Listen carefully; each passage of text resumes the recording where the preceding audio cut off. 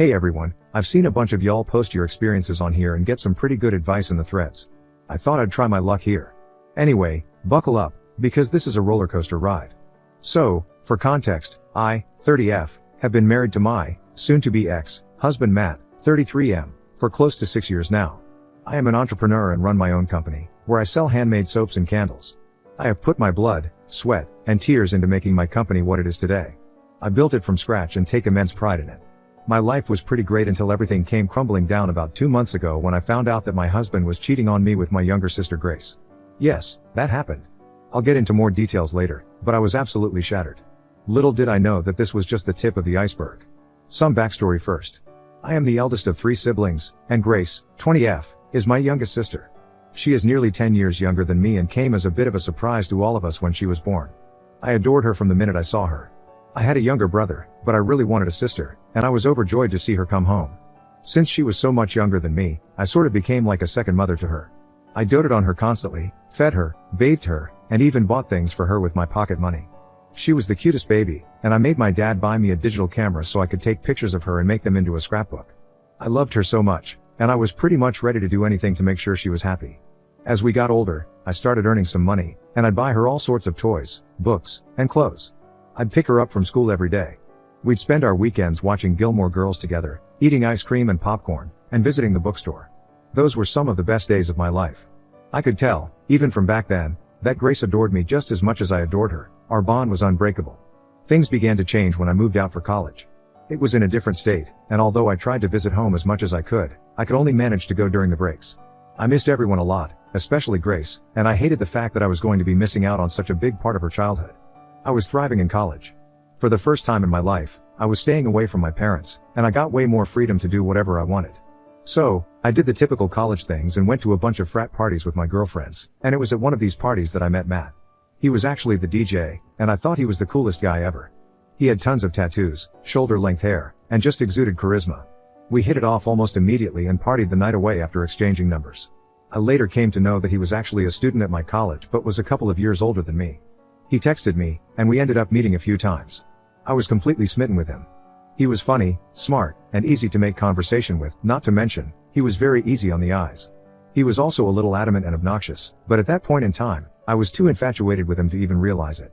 I sometimes look back and wonder why I was so obsessed with him when he was only doing the bare minimum and wasn't really as great as I thought he was. But then I realized that when you are young and in love, you kinda disregard these things only for them to bite you in the face later. Anyway, we went out on a few dates, and before I even realized it, we were dating, and it was great. After he graduated, we both moved in together. Matt and I made a great team. We got a tiny apartment near my campus, which made it easy for me to go to class.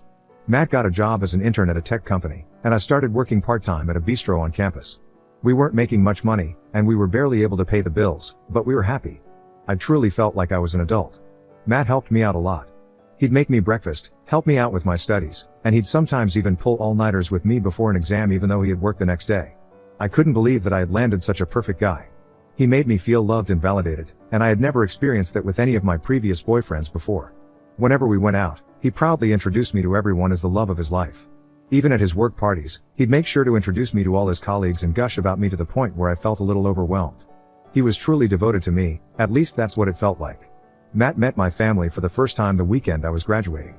They had heard all about him before on the call but had never actually met him until then. By now, we were in a full-fledged relationship, even sharing a bank account. They absolutely loved him. My dad was very hard to please, he never approved of any of my previous boyfriends, but Matt managed to win even him over. My parents were a little angry that I had moved in with Matt without telling them, but after seeing how well he treated me, they weren't too upset. I was thrilled to see Grace. She was almost 13, and this was the first time she was visiting me at college. She had the best time talking to all my friends and professors. She also loved Matt. I could tell that she kinda had a crush on him because she got shy and fidgety whenever he was around. Over that weekend, Matt had won the hearts of my entire family, and I was relieved because I truly did love him and I wanted our relationship to last forever. After graduating, I started working as a personal assistant at the same company that Matt worked at, which was perfect for us because we got to see each other all the time.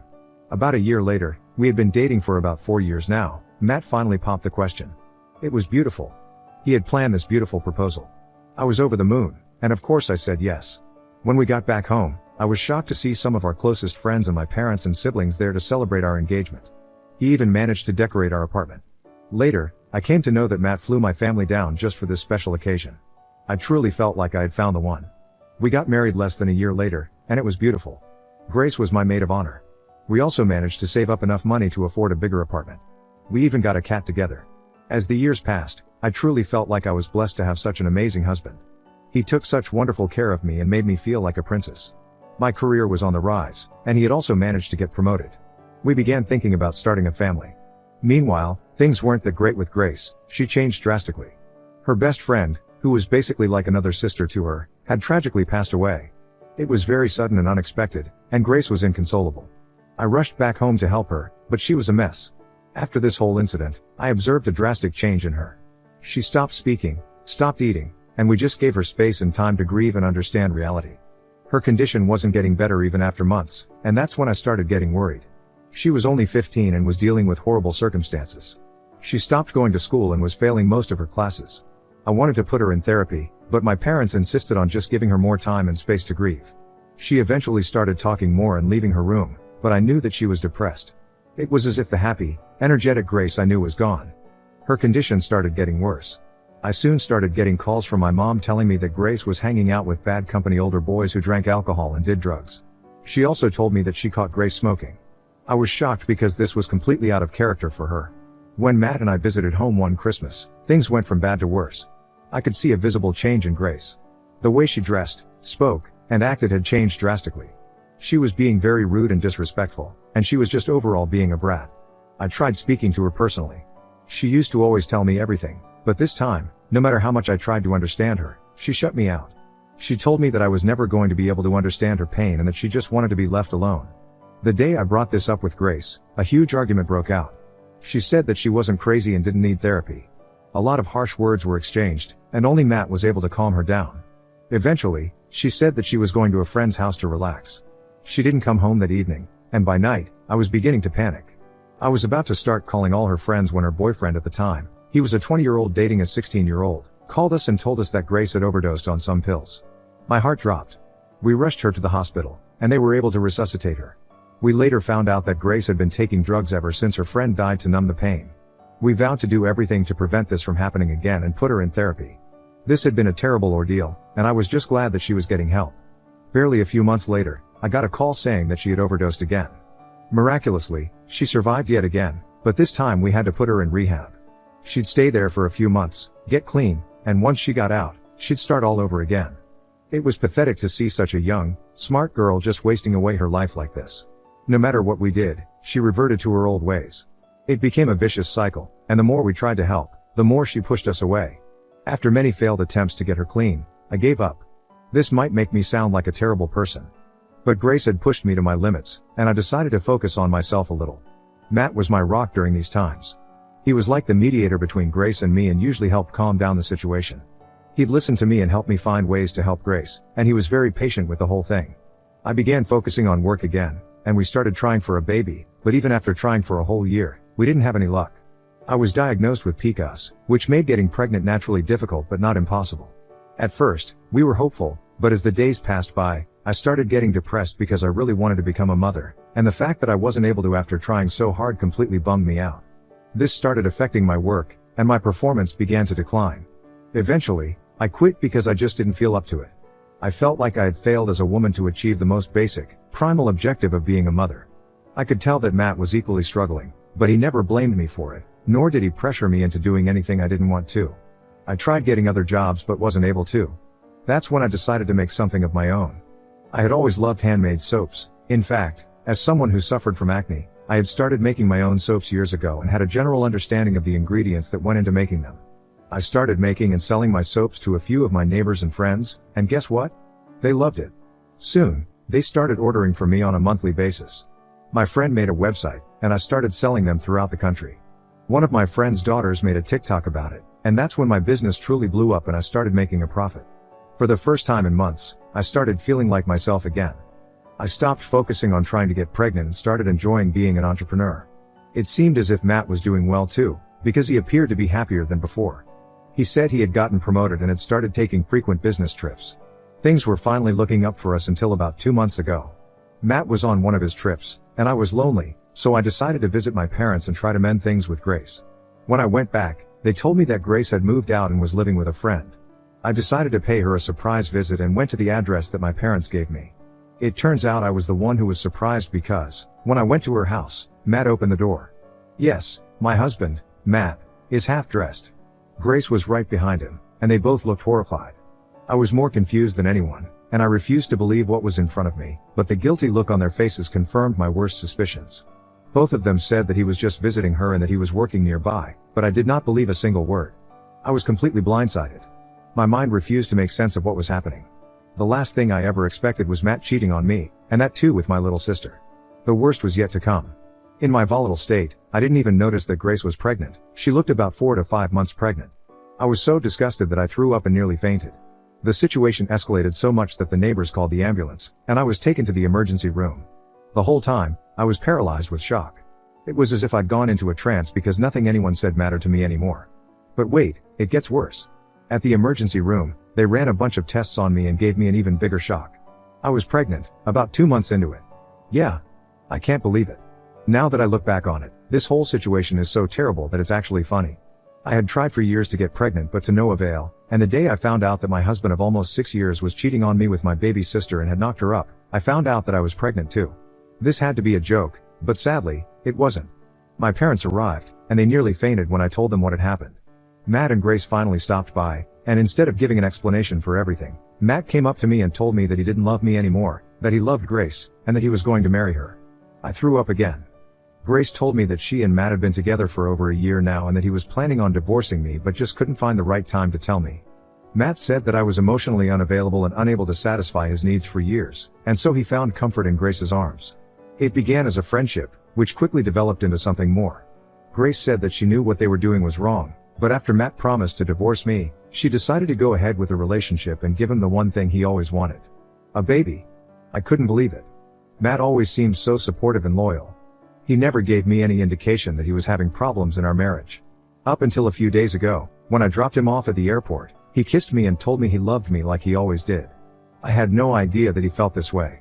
I was completely blindsided because this was the last thing I expected. I didn't know how to feel. There was so much going on that my mind couldn't process anything, but one thing was for sure, I didn't want anything to do with Matt or Grace again. My heart was broken beyond repair. When I told Matt that I was pregnant, he was in disbelief but still stood by the fact that he wanted to be with Grace. I was very disgusted by the whole thing. Matt had known Grace since she was 12, and that was a whole new level of creepiness. I decided to stay with my parents for a bit because the doctors said that this was a high-risk pregnancy. All I wanted was a baby, but I had never been more miserable in my life now that I had a baby in me. A lot of my friends and relatives broke ties with Matt and Grace, completely disgusted by what they had done. They started focusing on the positive and buying gifts like toys, clothes, and strollers for the baby. You won't believe it, but Matt and Grace didn't call me even once to apologize. The only time Matt called me, he had the audacity to ask me to buy things for his baby with Grace because the whole family had isolated them and had not given them a single thing, while they were overdoing it for me. He said that both he and Grace felt like they were being punished by everyone, and their baby deserved just as much stuff as mine did. I couldn't believe what I was hearing. These people had ruined my life and had the audacity to ask me to buy them things. Disgusting.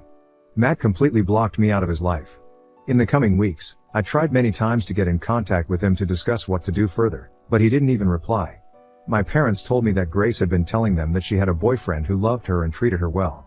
Every time they asked to meet him, she would come up with some excuse, but they had no idea it was Matt. I don't know how he did it, but he managed to manipulate my emotionally fragile sister and somehow convince her that I was the problem and he was not in the wrong. That boiled my blood more than anything. Grace's betrayal hurt me more than Matt's. After about 2 weeks of trying to contact him, I decided to get lawyers involved and file for divorce. However, just before I could do it, I got an anonymous email claiming that they had important information about Matt. I thought it was a prank, but I was very curious. I mailed them back, saying that I was interested, and then they sent me another email with a link to a folder that contained photos of phone conversations, bank statements, and other documents about Matt. The email said that Matt had lost his job over 2 years ago and had borrowed tons of money from some money lenders. He was unable to pay back what he owed, was now avoiding them, and was in a ton of debt.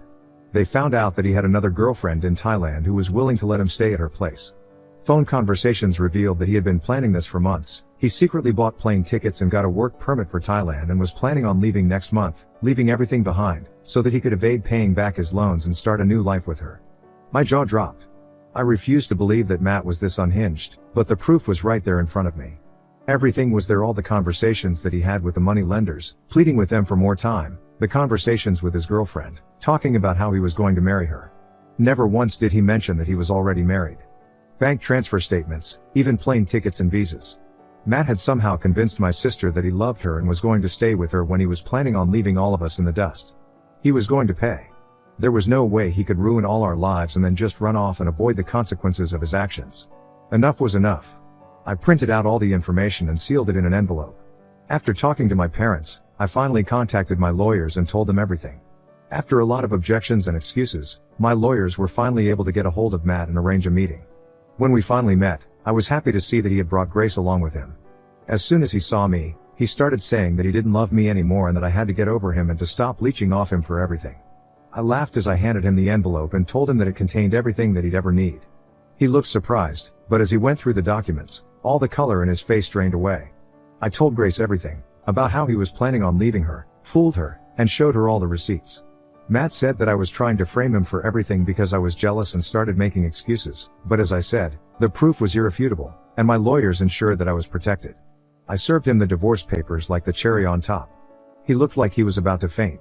He once again made up fake excuses, denying all the claims, but when he realized that even Grace wasn't buying his story, he started apologizing and saying that this was all a big misunderstanding.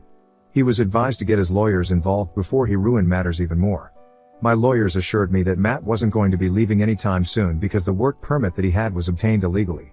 Yes, this just keeps getting worse and worse for him, which was great for me because that meant that he had to face the consequences of his actions. The divorce trial will start soon, and at the moment, everything is a mess. Matt is going to be questioned regarding his illegal visa, and Grace is absolutely wrecked because she fell for his lies. My parents don't know how to handle either of us. Is it wrong to feel a little smug about the whole thing? Does that make me a bad person? Matt had ruined my life, and in a way, I feel like I'm just getting back at him. Everything is in shambles right now, and nothing has been confirmed, and I am just so conflicted. Should I have handled this better? Update 1. Hello everyone. Wow, it's been a while, and I have a lot to say. First, I'd like to address a few comments that I've been getting under this thread. Matt had known Grace since she was 12 years old, a literal child. Even though they had an affair when she was an adult, barely, it is legal, but that still doesn't change the fact that what he did was extremely predatory and weird. She was like a child to me, and the fact that Matt was even remotely interested in her in that way disgusts me. I'm only saying this because I see some men in the comments actually defending Matt and saying that Grace was equally at fault. I'm not saying that Grace isn't responsible.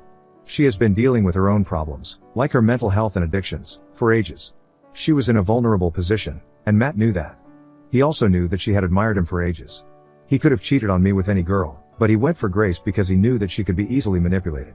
What I'm trying to say is that both of them did terrible things. But Matt is truly a vile person for taking advantage of all of us like this. Many of y'all also wanted updates on his Thai girlfriend. I'm not going to share much here for privacy, however, she has been talking to Matt for over 2 years now. She had no idea about any of us. Matt had lied and told her that he was single. He even started sending her money every month. He made promises, saying that he was going to work in Thailand for a while and then marry her and bring her to the US. All lies, of course. I haven't spoken to her directly, but my lawyers have been in contact with her, and she now knows everything. I haven't spoken to Grace either. The last time I did, she accused me of ruining her life and told me that if I truly loved her, I should have just let this whole thing slide and left Matt alone. I reminded her that Matt didn't love her and was literally planning on leaving her with his baby to raise all by herself, but she still pictures me as the villain. You know what's funny? I'm the one who should be furious right now. Instead, here she was accusing me of everything. I just can't win. I still love her even after she betrayed me, but the way she's acting now. I feel like it's better if she weren't in my life at all. I know it sounds harsh, but I don't care at this point. As for Matt, since he just possessed an illegal work permit and wasn't actively in Thailand and using it, he technically wasn't doing anything illegal. It would only be illegal if he was caught with it in use, so they legally can't do anything. He's off the hook from that. As for the divorce, his lawyers have tried to paint me in the worst light and have actually demanded shares from my company. We shut that down real quick. I don't know the technicalities, but my business is in my name only, and Matt has no right over it. My lawyers have ensured that I don't need to give him anything. He will have to pay child support once the baby is born. We haven't settled on how much yet. I will also have full custody of the child. Matt tried to make it seem as if he wanted the child, which backfired on him because everyone knew about his plans to run away. That's about all I know for now. We will be having a court hearing in a few days, so I'll keep you updated. Update 2. Another quick update. I'm doing okay. I'm 4 months along and still at high risk because of gestational diabetes, but the baby is doing great. I never thought that I'd have to navigate through pregnancy in this way, but I am grateful to my parents for having my back. Every time I see the ultrasound pictures, I feel so excited to meet my child. I know that they won't be born into a perfect family, but I'm going to try my hardest to be there for my child. Grace is probably around 7 months pregnant right now, but that's about all I know. I'd appreciate it if you continued to keep me in your prayers. Update 3. Hey guys, sorry I've been MIA for so long. This update is long overdue, but first, I have some good news. I had a beautiful baby girl. She was born early and had to spend a few days in the NICU, but she's been discharged now and is thriving. I had to have an emergency C-section, but I'm recovering. It was stressful, but I'm glad it's over. Some more good news. My divorce was finalized. It was a nasty affair, but I had a team of strong lawyers, and they managed to make sure that all my demands were fulfilled. Like I mentioned before, Matt had tried to paint me in the wrong light. He accused me of trapping him with a baby so that I could get child support after he left me, but the odds were against him. I got full custody of my daughter. As for Matt, we aren't civil with each other. He tried his level best to get his child support money reduced but failed.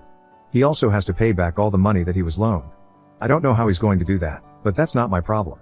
The last thing I heard was that he was trying to get a job. He still hasn't met his daughter and didn't even show up to the NICU.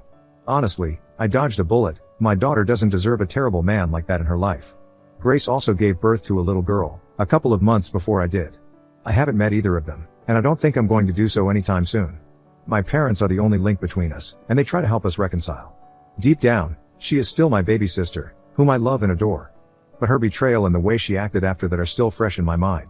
I know Matt brainwashed her into thinking that I was a terrible person, but she knew me better than anyone. I don't know what the future holds, but I'm trying to piece together my life bit by bit. I know that it's going to take a long time to get back to normalcy, but I have to try for my daughter. So I'm going to focus on my business and my child from now on. Also, a word of caution to you mad lovers out there. Matt came across as someone who truly loved me. Nobody who knew us would believe that he would cheat on me. He also publicly declared how much he loved me and treated me so well, yet he still cheated on me and had been doing so for years with absolutely no indication that anything was wrong. All I'm saying is, choose your partner wisely and be careful because if things are too good to be true, they probably aren't. Take care.